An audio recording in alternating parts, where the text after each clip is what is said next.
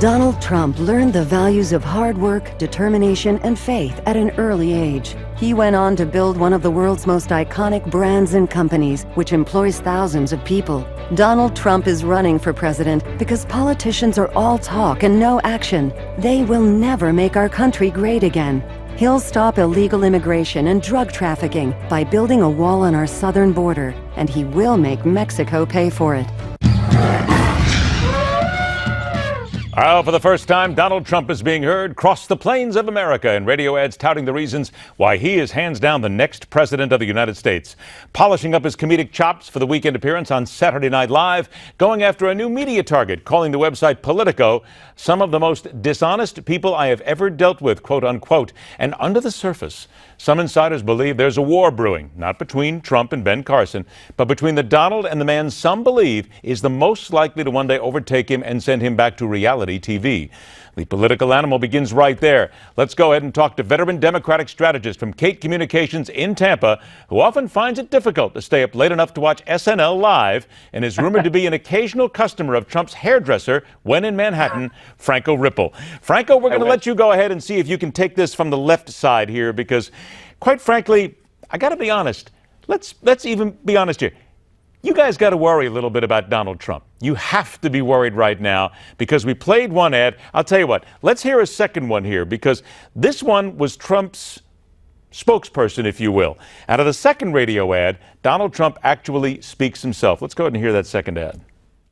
I'm going to make the greatest trade deals we've ever made in our country, and I'm going to bring jobs and money back to the United States. I'll take care of our veterans and make our military so strong that nobody will mess with us. I'll secure our borders, and yes, we will have a wall. You can't have a country without borders. And I'll make sure that the Second Amendment and our religious liberties are protected. Come on, Franco, admit it now. You guys are scared about Donald Trump. He could be the nominee and he could beat Hillary Clinton. Go ahead and say it out loud. I'll let you do it here.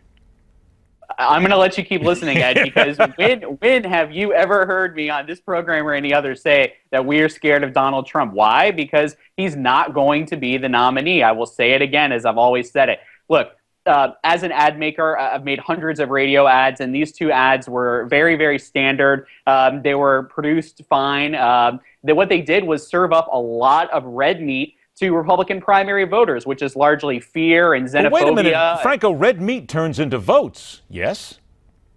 Well, yes, and so these ads are doing what they need to do, but they're full of buffoonish language like cutting off ISIS's head and we're going to make Mexico pay for the wall and stuff that goes really well over with Republican primary voters. So they did what they need to do. He's putting $300,000 behind him, which I guess is a lot in Iowa. So oh, come on, that's pocket change for the Donald. Are you kidding? He reaches into his pocket, he's got $300,000, he throws it out.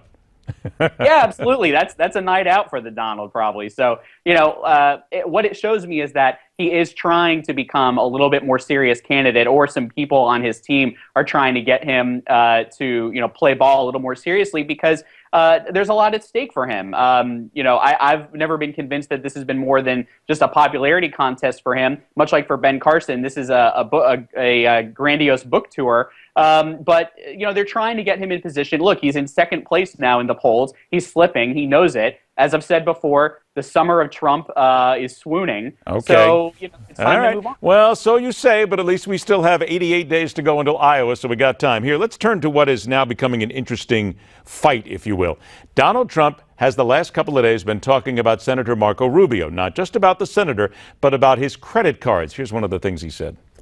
For years, I've been hearing that his credit cards are a disaster.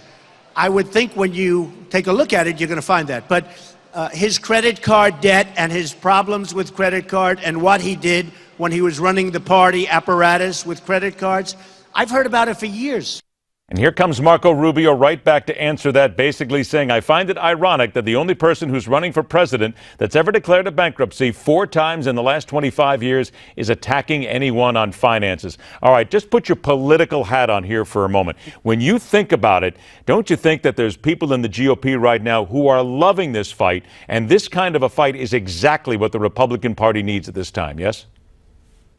Well, I don't know about if it's what they need, but I think the people who love this most are certainly the Jeb Bush acolytes in the room, because they're loving seeing Marco whose star has been ascendant, I really think throughout this campaign, again, he's risen, he's fallen, he rose again, he fell again. He's peaking, I think, at a right time, and it'll be key to see if he can sustain that. But I think the Jeb Bush folks are loving seeing this information, which, by the way, to those of us here in Florida, it's nothing new. Everyone has known about this since he was Speaker from 2006 to 2008 of the Florida House. None of this is new. It's been tried in many campaigns. It hasn't always stuck. But what I found interesting from Marco Rubio was saying that Donald Trump, he shouldn't speak about this because he went into bankruptcy 4 times in 25 years. That's a very interesting thing because technically, not to rush to Donald's defense, something I will never do, it's a little bit nuanced. His companies went into bankruptcy, but who's going to hold him accountable for saying that? It's a great counter to Marco's issues, which are real and are only going to deepen. There's more to it than credit cards. 30 seconds here, a story that we're reporting on Newsmax.com right now. The conservative media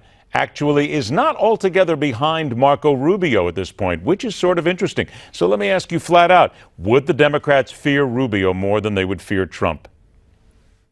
No question about it, because Marco Rubio is a legitimate candidate as far as Republicans go, take that with a grain of salt, to be a nominee. Trump is not. His unfavorables are simply too high. Marco Rubio at least tries to run on a platform of happiness and sunshine and positivity.